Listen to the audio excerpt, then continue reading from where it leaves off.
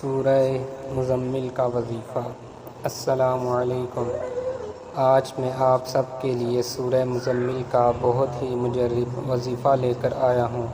اس سورت کا نام مزمل رکھا گیا ہے چونکہ خداوند عالم اس کی پہلی آیت میں پیغمبر اکرم صلی اللہ علیہ وسلم کو اسی نام سے خطاب فرمایا ہے۔ مزمل اس شخص کو کہا جاتا ہے جو سونے یا سردی سے بچنے کے لیے اپنے آپ کو کپڑے یا کسی اور چیز سے لپیٹ لیتے ہیں۔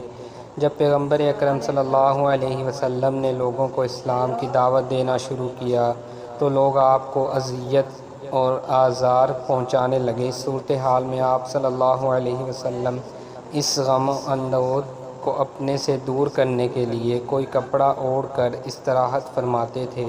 اسی طرح کہا جاتا ہے کہ بعثت کی ابتدا میں رسالت کی مسئولیت کی سنگینی کی وجہ سے آپ کی یہ حالت ہوئی تھی۔